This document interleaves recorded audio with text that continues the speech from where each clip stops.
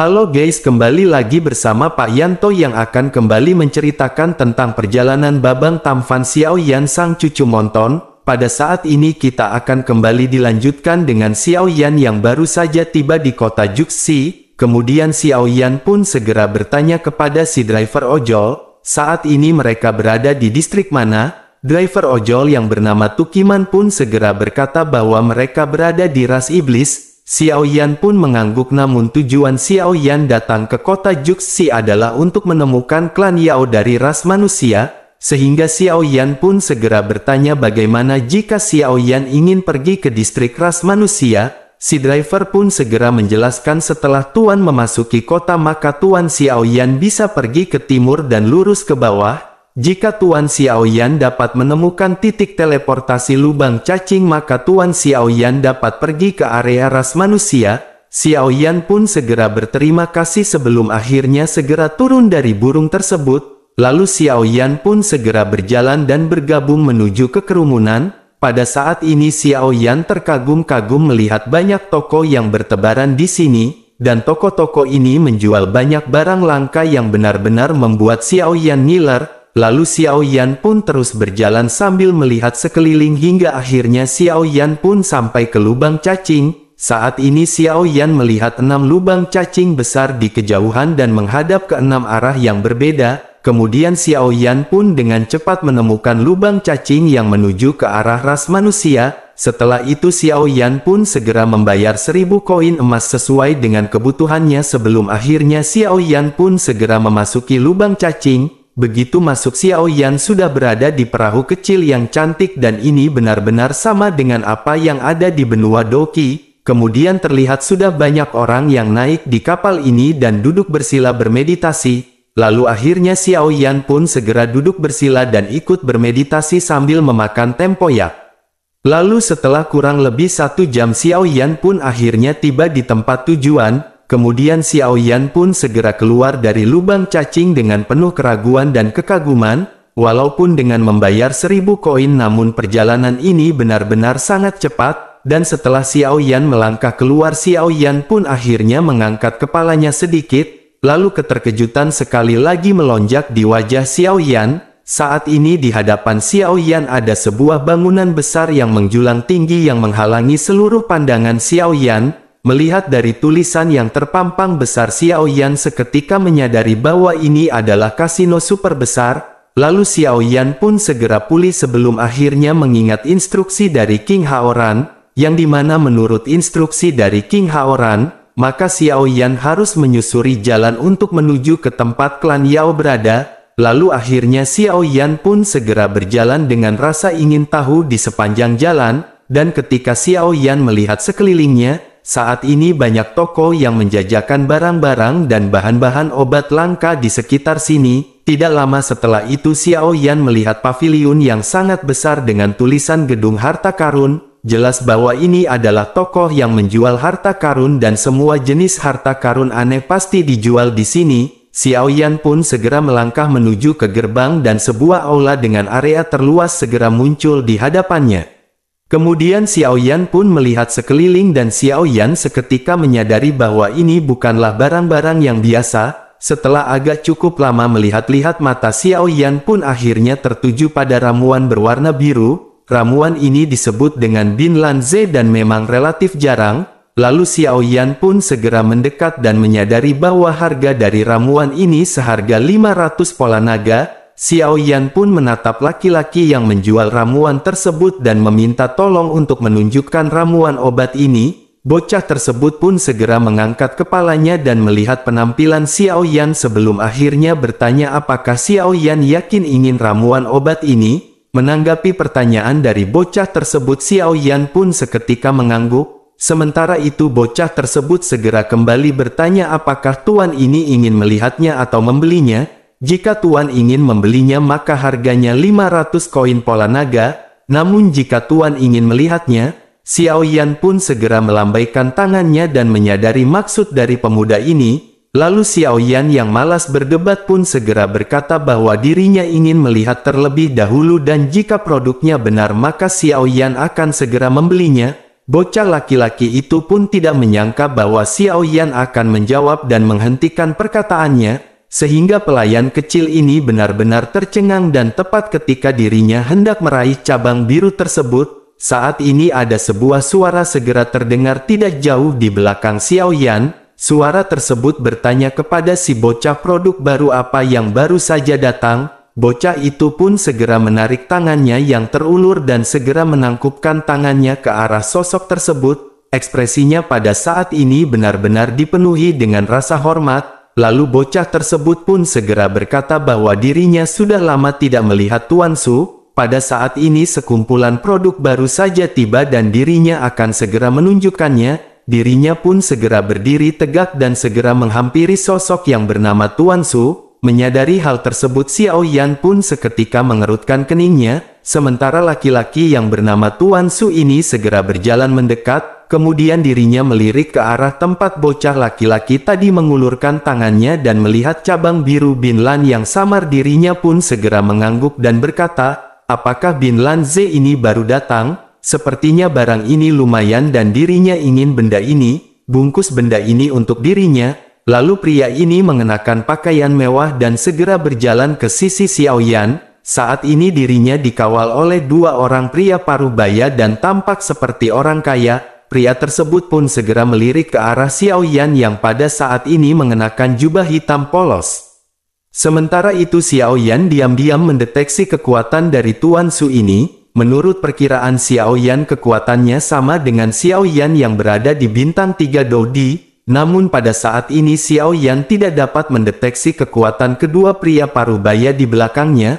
Sementara itu bocah pelayan pun dengan gembira segera menganggukkan kepalanya dan saat dirinya hendak mengambil Bin Lan Z, justru Babang Tamfan Xiao Yan pun dengan tegas memanggil bocah tersebut dan memerintahkannya untuk menunggu. Tangan bocah itu pun segera berhenti di sana setelah dirinya mendengar teriakan dari Xiao Yan. Kemudian Xiao Yan pun segera menoleh dan mulai berbicara kepada Tuan Su. Xiao Yan memohon maaf karena dirinya adalah orang yang pertama kali jatuh cinta dengan cabang biru ini. Setelah itu Xiao Yan pun berbalik menuju ke arah si bocah dan berkata bahwa dirinya telah membelinya terlebih dahulu. Pelayan kecil itu pun memandang ke arah Xiao Yan kemudian ke arah Tuan Su dan tidak tahu harus berbuat apa untuk saat ini. Di sisi lain pria yang bernama Su Gongxi sepertinya tidak marah, lalu dirinya pun segera bertanya bukankah Tuan baru saja mengatakan bahwa dirinya jatuh cinta terlebih dahulu? Jika begitu permasalahannya maka Su Gongxi telah memesan benda ini sejak lama. Dirinya pun segera menoleh ke arah bocah tersebut dan segera memastikan bukankah memang begitu keadaannya. Pelayan itu pun menatap ke arah Tuan Su sebelum akhirnya tertegun sejenak dan terpaksa mengangguk. Bocah itu pun segera berkata bahwa Tuan Su sudah memesan cabang biru ini sejak lama. Menanggapi hal tersebut mulut Xiao Yan pun seketika sedikit melengkung. Saat ini Xiao Yan mengabaikan Tuan Su dan berkata langsung kepada bocah tersebut. Xiao Yan berkata bahwa untuk jangan bermain-main dengan Xiao Yan dan bungkus benda itu untuknya. Merasa diabaikan oleh Xiao Yan, tentu saja Tuan Su ini seketika ekspresinya berubah menjadi gelap. Kemudian dirinya pun segera bertanya dari mana bocah dekil desa ini berasal. Dirinya benar-benar berani mengambil barang darinya.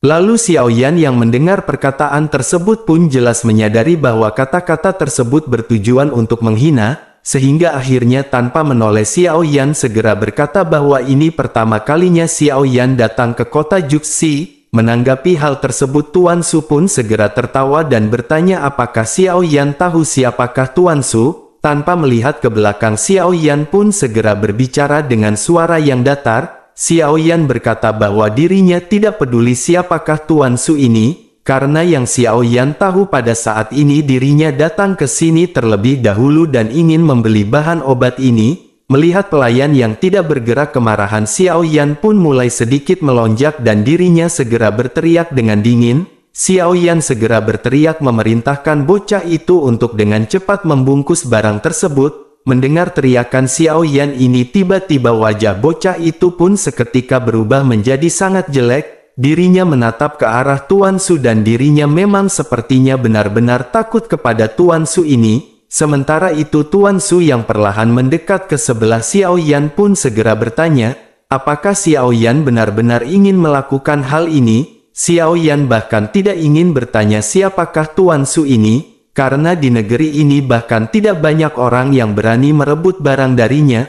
Lalu hari ini ramuan cabang biru ini akan dianggap sudah selesai, dirinya akan memberi Xiao Yan 600 koin pola naga pada saat ini. Mendengar perkataan tersebut Xiao Yan pun akhirnya membalikkan kepalanya perlahan dan mulai berbicara. Xiao Yan berkata bahwa dirinya akan menghancurkannya sampai mati dengan uang. Xiao Yan pun dengan hati-hati menyipitkan matanya ketika dirinya menatap Tuan Su ini. Lalu amarahnya segera muncul dan matanya sedikit menjadi merah menyala seolah dirinya akan membunuh seseorang tanpa berbicara. Xiao Yan segera mengeluarkan semua koin emas dari cincin penyimpanannya. Xiao Yan segera membanting koin emas di atas meja ketika Xiao Yan berteriak 99.000 koin emas. Tuan Su yang awalnya merasa sedikit ketakutan dengan tatapan dingin Xiao Yan, lalu setelah dirinya melihat koin emas yang dikeluarkan oleh Xiao Yan, akhirnya dirinya pun langsung tertawa terbahak-bahak. Lalu dirinya pun segera berkata orang ini benar-benar unik ketika dirinya mengeluarkan koin emas. Lalu dirinya pun segera berkata kepada pelayan tersebut bahwa dirinya akan membayarnya dengan harga 1.100 koin pola naga. Pada saat ini Xiao Yan tidak tahu bahwa di kota Juxi sebenarnya koin pola naga kebanyakan digunakan untuk membeli dan menjual barang, sementara koin emas umumnya digunakan sebagai kembalian. Oleh karena itu ketika Xiao Yan mengeluarkan banyak koin emas Tuan Su pun segera menemukan alasan untuk menertawakan Xiao Yan. Setelah Xiao Yan menyadari hal tersebut dan mendengar Tuan Su menawar dengan harga 1.100 koin pola naga, kemarahan dan emosi Xiao Yan pun benar-benar meledak. Dengan pemikiran di benak Xiao Yan akhirnya benda seukuran manusia yang memancarkan cahaya terang segera mendarat di depan Xiao Yan. Dan itu adalah inti sihir bintang 6 yang telah diberikan oleh King Haoran. Xiao Yan benar-benar kehabisan uang di cincinnya dan satu-satunya yang dirinya bisa keluarkan adalah inti monster bintang 6 ini. Sementara itu melihat Xiao Yan tiba-tiba mengeluarkan inti sihir bintang 6, kerumunan pun seketika berubah menjadi gempar. Lalu diskusi segera terjadi di antara semua orang yang hadir. Xiao Yan pun segera mendengar suara seorang pemuda yang berkata, orang ini pasti anak dari keluarga besar yang datang ke kota Juxi untuk pertama kalinya, karena jika tidak mengapa dirinya datang ke sini dengan inti sihir bintang 6 untuk membeli bahan obat, karena benda ini benar-benar sangat mahal jika ditukarkan dengan hal itu. Tidak lama setelah itu suara lain segera terdengar ketika dirinya memerintahkan pemuda tersebut untuk diam. Xiao Yan pun segera melirik kedua orang yang sedang berbincang-bincang itu, dan dari kelihatannya Xiao Yan seketika menyadari yang satu adalah Tuan sementara yang satunya lagi adalah seorang budak. Tuan yang masih muda ini mengenakan jubah abu-abu. Dan dari penampilan dan gesturnya Xiao Yan seketika menyadari sepertinya pemuda ini adalah seorang pengusaha batu bara. Sementara itu di sisi lain pada saat ini Tuan Su benar-benar sedikit tercengang melihat inti monster bintang 6 yang dikeluarkan oleh Xiao Yan, bahkan dirinya benar-benar terkejut, dan dirinya tidak percaya bocah malang ini benar-benar mengeluarkan benda yang begitu berharga dengan santai. Karena yang harus diketahui adalah bahwa inti sihir bintang 6 ini jarang dimiliki bahkan di keluarga besar. Selain itu harga pasarnya setidaknya 100.000 koin naga, dan pada saat ini kesombongan dari Tuan Su tiba-tiba ditekan oleh Xiao Yan. Kemudian dirinya pun segera menggertakkan giginya menetap ke arah Xiao Yan dengan penuh kebencian.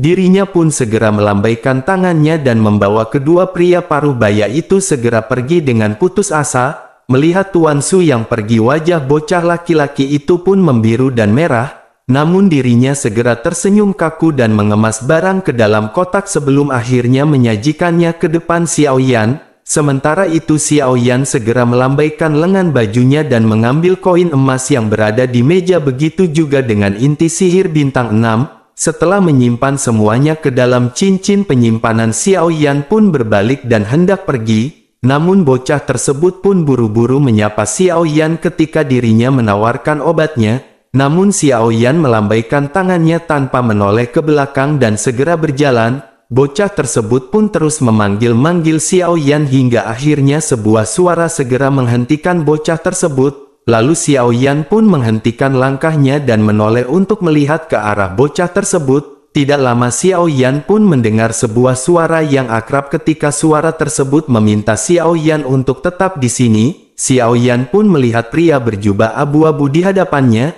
Xiao Yan menyadari bahwa orang ini bersama dengan budaknya adalah orang yang tanpa sengaja memberitahu Xiao Yan tentang harga dari inti monster. Xiao Yan pun segera berkata bahwa dirinya pernah melihat senior ini sebelumnya, lalu terima kasih telah mengingatkan Xiao Yan mengenai hal sebelumnya. Kemudian pria tersebut pun melambaikan tangannya dan bertanya bisakah Xiao Yan menunjukkan wajahnya dan berbicara. Xiao Yan pun sedikit mengerutkan keningnya namun dirinya tidak berbicara ataupun menjawab. Xiao Yan hanya menatap pria berjubah abu-abu itu dengan tatapan penuh waspada. Tentu saja Xiao Yan tidak mengetahui niat pria berjubah abu-abu ini. Sementara itu melihat tatapan waspada dari Xiao Yan, tentu saja pria berjubah abu-abu pun segera memperkenalkan dirinya. Dirinya berkata bahwa dirinya bernama Le Shaolong. Dirinya adalah seorang asisten manajer rumah lelang dasar. Menanggapi hal itu Xiao Yan pun segera bertanya apakah ada yang ingin senior bicarakan. Pada saat ini Xiao Yan sama sekali tidak bisa merasakan kekuatan pria berjubah abu-abu di hadapannya, sehingga dengan begitu jelas kekuatan pria ini jauh lebih tinggi dari Xiao Yan. Lalu Xiao Yan pun bertanya-tanya apakah yang ingin dibicarakan oleh pria ini. Mungkinkah pria ini menyukai inti sihir bintang 6 milik Xiao Yan? Sementara itu pria bernama Le Shaolong pun segera tersenyum sebelum akhirnya berkata bahwa ini bukan tempat untuk berbicara. Bagaimana kalau mereka menemukan tempat yang nyaman untuk berbicara? Xiao Yan pun berpikir sejenak dan menyadari bahwa Xiao Yan juga perlu tahu di mana tempat terbaik untuk membeli bahan obat. Selain itu pria berjubah abu-abu ini adalah asisten manajer dari rumah lelang, sehingga dengan begitu Xiao Yan bisa menanyakan semua hal kepadanya. Oleh karena itu Xiao Yan pun segera mengangguk. Sementara itu Le Shaolong pertama-tama memerintahkan para pengikutnya untuk pergi bekerja. Setelah itu dirinya mengulurkan tangannya ke arah Xiao Yan dan memimpin jalan. Lalu singkat cerita keduanya pun sampai di sebuah kedai kopi Budayanti sebelum akhirnya duduk dan mulai berbincang-bincang. Saat ini Le Shaolong pun segera bertanya dengan nada tenang apakah ini pertama kalinya Xiao Yan datang ke kota Juxi. Xiao Yan pun mengangguk setelah dirinya mendengarkan pertanyaan ini. Lalu Le Shaolong pun mengangguk sebelum akhirnya lanjut berkata tidak heran Xiao Yan membeli bahan obat di tempat ini dengan begitu tertarik. Selain itu Xiao Yan ini benar-benar membeli tempat di gedung itu. Menyadari hal tersebut Xiao Yan pun dengan sopan segera mengangkat tinjunya ke arah Le Shaolong. Kemudian Xiao Yan pun segera bertanya apakah ada yang salah ketika membeli obat di gedung itu. Le Shaolong pun segera tertawa dan berkata jika Xiao Yan membeli bahan obat di kota Juxi, maka akan ada banyak fasilitas yang murah di distrik ini. Selain itu di tempat lain mungkin ketika para pedagang melihat orang asing maka harganya tentu saja akan menjadi lebih mahal. Menanggapi hal tersebut Xiao Yan pun segera bertanya jika begitu permasalahannya bukankah Tuan Su juga membelinya di sini? Le Shaolong pun segera berkata bahwa bocah kaya seperti itu menginginkan perasaan tersanjung. Dirinya benar-benar berpengalaman di sini tetapi ketika dirinya pergi ke distrik Dandian, maka tidak akan ada yang menyanjungnya. Xiao Yan pun akhirnya mengerti alasannya. Lalu akhirnya Xiao Yan lanjut bertanya bolehkah Xiao Yan tahu apa yang ingin didiskusikan dengan junior ini? Le Shaolong pun segera menjelaskan niatnya bahwa dirinya melihat Xiao Yan ini membawa inti sihir bintang 6, dan sepertinya itu dibawa ke kota Juxi untuk dijual. Sementara itu dirinya adalah asisten manajer dari rumah lelang. Oleh karena itu dirinya ingin bertanya kepada Tuan Muda, apakah Tuan Muda tertarik mempercayakan rumah lelang dasar ini untuk melelang inti sihir tersebut? Menanggapi hal itu Xiao Yan pun segera menangkupkan tangannya ke arah Le Shaolong. Xiao Yan mulai berbicara dengan nada permintaan maaf kepada Le Shaolong. Xiao Yan berkata bahwa inti iblis ini juga merupakan harta karun dan dirinya tidak berencana untuk menjualnya. Menanggapi perkataan Xiao Yan, Le Shaolong pun segera berkata untuk apa Xiao Yan mengeluarkan inti sihir bintang 6 ini sebelumnya. Jika begitu permasalahannya maka inti sihir bintang 6 ini bukan lagi dianggap sebagai harta karun. Xiao Yan pun segera berkata bahwa Xiao Yan baru saja kehilangan penglihatannya. Selain itu junior Xiao Yan bukanlah anggota keluarga besar. Mata Le Shaolong pun sedikit menyipit setelah dirinya mendengar kata-kata junior Xiao Yan. Lalu dirinya pun segera memastikan apakah barusan Xiao Yan menyebutkan namanya adalah Xiao Yan. Apakah Xiao Yan adalah orang yang berasal dari Dizhou? Xiao Yan seketika merasakan perubahan emosi dari Le Shaolong dan segera menjelaskan bahwa dirinya berasal dari klan Xiao dari Dizhou. Mendengar hal itu suara Le Shaolong pun menjadi sedikit bersemangat ketika dirinya mulai lanjut berbicara. Dirinya segera bertanya apakah ini adalah Xiao Yan yang mengembalikan token iblis darah ke klan iblis darah. Mendengar hal tersebut Xiao Yan pun seketika tiba-tiba merasa kagum dan bertanya-tanya, bagaimana orang kota Juxi ini tahu tentang token iblis darah yang Xiao Yan kirimkan? Le Shaolong yang melihat keterkejutan di wajah Xiao Yan pun lanjut berbicara. Dirinya berkata agar Xiao Yan tidak perlu kaget seperti itu, karena kelahiran Kaisar Iblis baru di benua Dodi secara alami diketahui oleh semua orang. Selain itu tidak heran Tuan Xiao Yan bisa mengeluarkan inti sihir bintang 6. Le Shaolong pada saat ini dipenuhi dengan ekspresi kegembiraan sebelum akhirnya dirinya dengan cepat kembali ke sikap tenangnya. Dirinya lanjut bertanya bolehkah dirinya tahu mengapa Tuan Muda Xiao Yan datang ke kota Juxi? Apakah pada saat ini Le Shaolong dapat membantu Tuan Muda Xiao Yan? Xiao Yan pun segera menjelaskan bahwa Xiao Yan datang ke sini untuk menemukan klan Yao. Le Shaolong pun terkejut dan bertanya mengapa Tuan Muda Xiao Yan mencari klan Yao. Apakah Tuan Muda Xiao Yan berencana untuk mencari pembalasan dendam? Xiao Yan pun segera menjelaskan bahwa dirinya tidak datang ke sini untuk membalas dendam. Justru dirinya datang ke sini untuk meminta bantuan dari klan Yao, karena Xiao Yan pada saat ini membutuhkan metode kebangkitan jiwa untuk leluhurnya. Le Shaolong pun akhirnya mengangguk setelah mendengar penjelasan dari Xiao Yan, lalu dirinya pun segera berkata jika begitu permasalahannya maka Le Shaolong menyarankan Tuan Muda Xiao Yan untuk tidak mencarinya di kota. Sebelum itu apakah Tuan Muda Xiao yang tahu Tuan Su yang baru saja berselisih dengan Tuan Muda Xiao Yan? Jadi dirinya adalah putra dari klan Yao yang bertanggung jawab atas kota Juxi. Ketika Xiao Yan mendengar perkataan ini Xiao Yan pun langsung mengerti apa yang dimaksud oleh Le Shaolong. Karena pada saat ini Xiao Yan baru saja menyinggung Tuan Su ini dan jika Xiao Yan pergi ke klan Yao untuk meminta bantuan, maka bagaimana mungkin Xiao Yan akan dapat melakukannya dengan benar? Sementara itu melihat ekspresi pemahaman Xiao Yan, tentu saja membuat Le Shaolong pun akhirnya tertawa. Dirinya pun segera berkata agar Tuan Muda Xiao Yan tidak perlu khawatir, karena sejauh yang dirinya tahu Tuan Muda Xiao Yan harus pergi ke markas klan Yao yang berada di pegunungan Dinan. Setelah mengucapkan perkataan tersebut Le Shaolong pun segera mengubah topik pembicaraannya.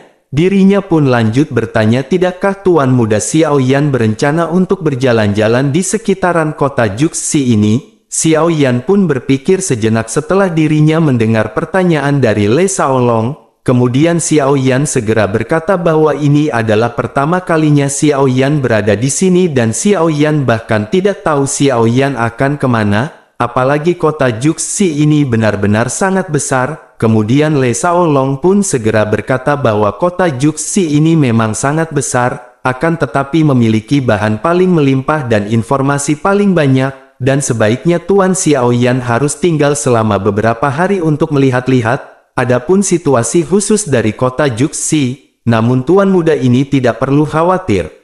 Setelah mengucapkan perkataan itu Le Shaolong pun tidak menggerakkan apapun namun seberkas cahaya segera masuk ke dalam pikiran Xiao Yan. Saat ini banyak informasi segera tersebar di pikiran Xiao Yan sebelum akhirnya Xiao Yan mengangguk. Setelah banyak informasi yang masuk Xiao Yan pun segera pulih. Sebelum akhirnya Le Shaolong lanjut bertanya, dirinya bertanya apakah Tuan Muda membeli bahan obat untuk menggunakannya sendiri. Xiao Yan pun mengangguk sebelum akhirnya Le Shaolong lanjut berkata, jika begitu permasalahannya maka Tuan Muda Xiao Yan adalah seorang alkemis. Bolehkah dirinya tahu pada saat ini kelas berapa tingkat alkemis dari Tuan Muda Xiao Yan? Xiao Yan pada saat ini merasa sedikit malu ketika Xiao Yan menjawab bahwa pada saat ini Xiao Yan masih berada di peringkat 1 kaisar. Menanggapi hal tersebut, Le Shaolong pun segera berkata, Tuan Xiao Yan tidak perlu merendah. Seorang alkemis memiliki status yang sangat tinggi, dan dirinya tidak tahu cara membuat obat, tetapi menurutnya hal ini akan sulit untuk dikatakan. Xiao Yan pun terkejut karena ini pertama kalinya Xiao Yan mendengar argumen seperti itu, karena kebanyakan orang mengatakan pemurnian pil obat adalah merupakan suatu proses yang sulit.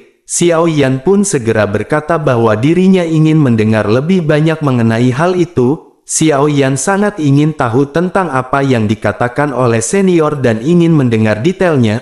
Melihat Xiao Yan yang memohon, akhirnya Le Shaolong pun segera berkata, jika begitu permasalahannya maka mereka akan membicarakan tentang hal ini. Dirinya lanjut menjelaskan cara pemurnian obat tampaknya sangat sulit. Karena seorang alkemis yang baik juga telah memenangkan status yang tinggi, akan tetapi setelah memikirkannya untuk menjadi seorang alkemis yang hebat ini tidak lebih dari 6 elemen. Yang pertama butuh bahan obat yang banyak dan asalkan memiliki banyak uang hal itu pasti akan mudah digapai. Sementara itu yang kedua seorang alkemis membutuhkan resep. Resep yang bagus tidak hanya akan mendapatkan hasil 2 kali lipat dengan setengah usaha, akan tetapi hal itu juga pada akhirnya akan menghasilkan banyak uang. Sementara itu yang ketiga seorang alkemis harus memiliki kuali obat yang bagus dan tidak hanya dapat mengurangi konsumsi, tapi juga meningkatkan tingkat keberhasilan dan maju lebih cepat. Di sisi lain yang keempat seorang alkemis harus mahir dalam keterampilan pengendalian api. Sementara itu yang kelima seorang alkemis harus memiliki pengendalian kekuatan spiritual yang mumpuni. Karena jika tidak maka tidak akan dapat mempertahankan pemurnian untuk waktu yang lama. Sementara itu yang keenam pada akhirnya tentu saja seorang alkemis harus memiliki kekuatan yang kuat untuk bertemu dengan pil lightning. Mendengar penjelasan dari Le Shaolong membuat Xiao Yan tiba-tiba merasa kagum padanya, karena sebagai seorang alkemis Xiao Yan tidak pernah menyimpulkan semua ini. Namun orang yang berada di hadapan Xiao Yan ini yang mengakui dirinya tidak dapat memurnikan obat telah menyimpulkan dan menganalisisnya dengan sempurna. Xiao Yan pun diam-diam berpikir bahwa Le Shaolong ini benar-benar sangat berbakat dan tidak heran dirinya bisa menjadi asisten manajer rumah lelang. Xiao Yan pun diam-diam memuji dan mengangguk tanpa henti dan berkata bahwa Xiao Yan pada saat ini telah diberi pengetahuan. Le Shaolong sudah terlihat berpuas diri dan masih menatap reaksi Xiao Yan dengan damai. Xiao Yan pun mulai memikirkan unsur-unsur ini yang disebutkan oleh Le Shaolong. Di antara keenam unsur tersebut satu-satunya hal yang hilang adalah uang. Pada saat ini Xiao Yan tidak memiliki uang dan hanya memiliki 1000 koin pola naga di tubuhnya. Memikirkan hal ini Xiao Yan pun pada akhirnya mendesah pendek. Melihat Xiao Yan menghela nafas, ekspresi damai Le Shaolong secara halus, dirinya segera bertanya mengapa Tuan Xiao Yan menghela nafas. Xiao Yan pun tidak menjawab pertanyaan tersebut dan mengucapkan terima kasih karena Xiao Yan sudah lama mengganggu waktu senior.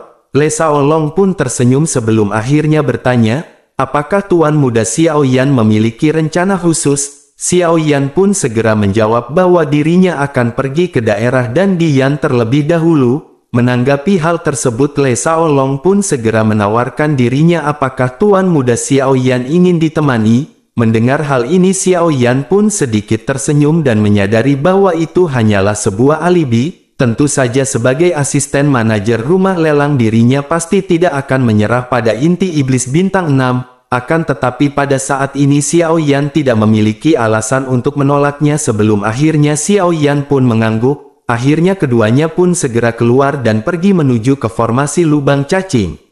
Namun di tengah perjalanan tiba-tiba Le Shaolong berhenti dan berkata kepada Xiao Yan dengan ekspresi yang sedikit serius. Dirinya berkata bahwa dirinya lupa memberitahu Tuan Muda Xiao Yan satu hal dan ini sangat penting. Karena demi keselamatan Tuan Muda Xiao Yan, maka dirinya berharap Tuan tidak mengungkapkan identitas asli kepada orang lain. Xiao Yan pun terkejut setelah mendengar perkataan itu, tetapi dirinya segera menyadari bahwa Xiao Yan benar-benar terlalu terkenal pada saat ini. Lalu Xiao Yan pun seketika menyadari bahwa peringatan dari Le Shaolong ini sangat baik dan Xiao Yan pun mengangguk. Pada saat ini Xiao Yan secara bertahap merasa sedikit lebih menyukai Le Shaolong di dalam hatinya. Lalu singkat cerita mereka pun telah sampai di formasi lubang cacing. Lalu setelah melakukan perjalanan mereka pun keluar dari pintu keluar lubang cacing di daerah Dandian. Kemudian Le Shaolong pun segera menjelaskan bahwa ini adalah tempat suci di hati setiap alkemis bernama Pil Hall. Sementara itu Xiao Yan menganggukkan kepalanya setelah Xiao Yan melihat ke sekeliling dengan penuh kejutan. Xiao Yan berkata bahwa tidak heran memiliki nama Pil Hall karena ini benar-benar tempat yang sangat besar. Menanggapi hal tersebut Le Shaolong pun tersenyum sebelum akhirnya bertanya, karena saudara Xiao Yan berada di sini apakah dirinya ingin mendaftar untuk penilaian? Xiao Yan pun sedikit terkejut dan khawatir mengenai peringkatnya yang terlalu rendah. Xiao Yan bertanya-tanya apakah Xiao Yan akan diterima untuk pendaftaran di sini. Namun dengan semangat juang jiwa fuckboy maka Xiao Yan pun tidak peduli. Karena mau bagaimanapun Xiao Yan harus mencoba untuk kemajuan dirinya sendiri. Lalu akhirnya keduanya pun berjalan dengan Le Shaolong yang memimpin menuju ke aula ujian dan pendaftaran. Pada saat ini Xiao Yan dan Le Shaolong pun segera masuk dan menuju ke arah dua meja yang berada di tengah aula. Kemudian di kursi di belakang meja seorang lelaki tua sedang duduk bersila dan bermeditasi dengan mata tertutup. Sementara itu lelaki paruh baya lainnya tertidur di sebuah ruangan untuk membuat pil. Saat ini Xiao Yan pun sengaja terbatuk kering hingga akhirnya lelaki tua itu pun perlahan membuka matanya dan menatap ke arah Xiao Yan. Kemudian pria paruh baya lainnya pun segera bangun sebelum akhirnya segera membuka laci meja dan mengeluarkan buku registrasi. Dirinya pun segera bertanya apakah mereka ingin melakukan penilaian. Xiao Yan pun mengangguk sebelum akhirnya pria tua itu segera bertanya untuk satu orang atau dua orang. Xiao Yan pun segera menjawab bahwa dirinya akan melakukan pendaftaran sendirian. Pria tua itu pun menutup matanya dan berkata dengan dingin, apakah yang satunya nggak mau ikut? Sementara itu Le Shaolong menggelengkan kepalanya dan tidak berkata apa-apa. Dirinya segera berbalik dan berjalan menuju keluar aula menunggu Xiao Yan di luar gerbang aula. Sementara itu pria tua tersebut segera bertanya kepada Xiao Yan berapa nilai yang ingin Xiao Yan uji. Xiao Yan pun segera menjawab bahwa dirinya ingin menguji tingkat kaisar. Pria tua tersebut pun lanjut bertanya ramuan macam apa yang akan diuji. Pada saat ini Xiao Yan hanya bisa menyempurnakan pil abadi. Oleh karena itu Xiao Yan pun segera berkata bahwa dirinya akan memurnikan pil abadi. Pria tua itu pun segera mengambil berbagai bahan obat dari cincin di jarinya sebelum akhirnya memerintahkan Xiao Yan untuk pergi dan daftar terlebih dahulu. Xiao Yan pun segera bergeser ke arah pria paruh baya yang berada di samping yang menanyakan siapakah nama Xiao Yan. Mendengar pertanyaan tersebut Xiao Yan tiba-tiba teringat nasihat dari Le Shaolong, sehingga Xiao Yan pun akhirnya segera memperkenalkan diri bahwa dirinya bernama Yan Xiao. Pria paruh baya itu pun menuliskan nama Yan Xiao di buku register sebelum akhirnya berkata agar Xiao Yan membayar uangnya. Xiao Yan pun dengan santai bertanya bayar. Menanggapi Xiao Yan yang bingung lelaki tua itu pun segera melototi Xiao Yan dengan nada marah. Dirinya pun segera bertanya, mungkinkah bahan obat yang diberikan untuk penilaian ini benar-benar gratis? Xiao Yan pun menghela nafas namun tidak marah sebelum akhirnya bertanya, jadi berapa biaya yang harus dirinya bayar? Pria itu pun segera menghitung-hitung sebelum akhirnya menetapkan harga 500. Xiao Yan pun segera mengeluarkan 500 koin emas dari cincin penyimpanannya dan segera menyerahkannya. Suara lelaki tua itu pun tiba-tiba naik ketika Xiao Yan menyerahkan koin emas. Kemudian dirinya pun bertanya apakah Xiao Yan pikir Xiao Yan di sini untuk membeli segelas air. Karena Xiao Yan harus menggunakan koin pola naga untuk membayarnya, Xiao Yan pun tertegun ketika Xiao Yan menyadari bahwa dirinya harus membayar 500 koin pola naga. lalu Xiao Yan pun akhirnya marah dan melototi lelaki tua tersebut dan melepaskan auranya. Xiao Yan segera bertanya apakah mereka di sini benar-benar untuk mencari uang. Lelaki tua itu meninggikan suaranya lebih tinggi ketika dirinya berkata bahwa dirinya memang menginginkan uang. Menanggapi hal itu suara Xiao Yan juga seketika menjadi lebih keras. Xiao Yan berkata bahwa saat ini Xiao Yan ingin mengikuti ujian, lalu Xiao Yan membawa bahan obat sendiri untuk ujian. Menanggapi hal tersebut pria tua dan pria parubaya pun seketika tertawa terbahak-bahak. Dirinya pun segera berkata jika Xiao Yan tidak membayar maka Xiao Yan tidak bisa mengikuti ujian. Jika Xiao Yan membawa bahan obat sendiri itu juga tidak akan berpengaruh di dalam ujian. Mendengar hal itu Xiao Yan pun benar-benar marah hingga akhirnya dengan lambaian tangannya sepasang bahan obat pil abadi segera muncul di telapak tangannya. Xiao Yan segera berkata bahwa hari ini Xiao Yan harus mengikuti tes. Setelah berbicara Xiao Yan pun berjalan cepat menuju ruang alkemis yang berada di dalam. Pria tua dan pria parubaya itu pun melompat hampir bersamaan dan mencoba menghentikan Xiao Yan. Akan tetapi pada saat ini Xiao Yan begitu cepat sehingga pria parubaya itu kehilangan keseimbangan dan menabrak Xiao Yan. Xiao Yan pun segera melepaskan doki di dalam tubuhnya, sehingga dalam sekejap api merah dan kuning segera menyemburkan keluar dari tanah untuk melindungi tubuh Xiao Yan. Lalu pria parubaya itu pun langsung terlontar dan jatuh keras ke tanah. Tentu saja pria ini tidak bisa mengalahkan Xiao Yan yang pada saat ini dilindungi oleh api surgawi. Sementara itu di sisi lain pria tua menatap dengan rakus api surgawi yang berada di permukaan tubuh Xiao Yan. Dirinya pun segera berkata beraninya anak laki-laki ini menyakiti seseorang di aula alkemis. Bersamaan dengan itu aura yang sangat kuat segera dilepaskan sebagai tanggapan dan bergegas menuju ke arah Xiao Yan. Lalu aura tersebut segera mengelilingi Xiao Yan hingga akhirnya Xiao Yan pun tiba-tiba merasa tercekik. Pria tua itu segera berteriak siapapun yang berani melakukan kejahatan di aula alkemis akan dibunuh. Bersamaan dengan itu energi kuat yang berada di tangannya perlahan mulai mengembun, kemudian energi tersebut pun segera menjadi pedang energi yang terkondensasi di tangannya, lalu energi pedang itu pun segera ditebaskan ke arah Xiao Yan dengan membawa gerakan yang mematikan. Pada saat ini Xiao Yan diselimuti oleh aura kuat dari lelaki tua tersebut, sehingga Xiao Yan tidak bisa bergerak dan hanya bisa merasakan niat membunuh yang ganas dari lelaki tua tersebut. Lalu ketika cahaya ini melintas ke arah tenggorokan Xiao Yan pada saat yang bersamaan bayangan abu-abu pun segera melintas memeluk pinggang Xiao Yan. Kemudian bayangan abu-abu yang telah merangkul Xiao Yan pun segera melesat keluar aula dan menghilang di tangga dalam sekejap mata. Xiao Yan seketika merasakan bahwa Xiao Yan telah dibawa pergi dari aula penilaian dengan kecepatan yang sangat tinggi. Xiao Yan pun bergumam bahwa ini sungguh kecepatan yang sangat menakutkan. Xiao Yan benar-benar tertegun di dalam hatinya dan berpikir jika dibandingkan dengan kecepatan ini, maka gerakan 3000 kilat sepertinya tidak bisa dibandingkan dengan ini. Tidak lama setelah Xiao Yan tertegun akhirnya sosoknya pun segera berhenti. Pada saat ini Xiao Yan sudah tahu dari auranya bahwa Le Shaolong yang menyelamatkan Xiao Yan. Xiao Yan pun segera berdiri tegak di tanah dan buru-buru berterima kasih kepada Le Shaolong.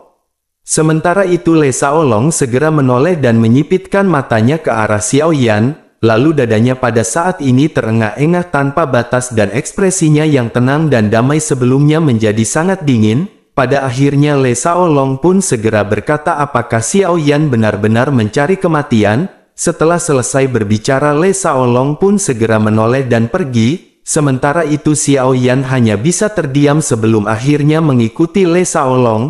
Xiao Yan pun segera menjelaskan bahwa mereka benar-benar terlalu menggertak dan merampok orang. Menanggapi hal tersebut Le Shaolong pun segera berkata apakah ada yang salah dengan menggertak Xiao Yan. Xiao Yan baru saja datang ke pil hall ini, jadi apakah Xiao Yan tahu betapa berbahayanya hal yang barusan? Apalagi orang itu memiliki kekuatan tahap akhir bintang 4 dan apakah Xiao Yan bisa melawannya? Dan berani sekali Xiao Yan mengeluarkan api surgawi di sana. Sementara itu Xiao Yan hanya terdiam mendengar penjelasan dari Le Shaolong. Bersamaan dengan itu ekspresi Le Shaolong sedikit membaik ketika dirinya berkata bahwa situasi ini sudah lama menjadi rahasia orang umum di daratan. Selain itu mereka yang datang ke sini untuk penilaian umumnya tidak terlalu kuat. Selain itu Xiao Yan hanya peringkat pertama, oleh karena itu mereka berani menekan Xiao Yan dengan keras. Tentu saja mereka juga harus berbagi rampasan uang ini dengan manajer. Dan jika Xiao Yan mungkin berada di peringkat keempat atau kelima maka mereka bahkan tidak akan berani menekan Xiao Yan seperti itu. Kemudian Xiao Yan pun tiba-tiba menatap ke arah Le Shaolong dan bertanya apakah Le Shaolong sudah tahu semua ini. Le Shaolong pun segera berkata bahwa dirinya juga baru saja mendengar berita tentang ini. Xiao Yan pun terdiam dan mengangguk sebelum akhirnya menghela nafas. Tidak lama setelah itu Xiao Yan menyadari sesuatu dan segera bertanya kepada Le Shaolong. Xiao Yan berkata bahwa Le Shaolong baru saja benar-benar begitu cepat dan rata-rata bintang 5 Dou Di tidak secepat itu. Mendengar pertanyaan dari Xiao Yan, dirinya pun segera tertawa dan berkata bahwa kecepatannya memang bagus. Namun tidak lama dirinya seperti teringat sesuatu sebelum akhirnya bertanya, bagaimana Xiao Yan mengetahui bahwa Le Shaolong memiliki kekuatan bintang 5? Xiao Yan pun hanya menggaruk kepalanya dan dengan jujur berkata bahwa dirinya hanya menebaknya. Le Shaolong pun hanya tersenyum sebelum akhirnya berkata bahwa mereka sudah hampir tiba. Tidak jauh di depan adalah pasar perdagangan pil kuat. Lalu akhirnya keduanya pun segera berjalan menuju ke pasar perdagangan pil. Namun sebelum itu mereka memutuskan untuk memakan bekal dari Bude Yanti yakni sambal ikan asin yang nikmat dan bergizi.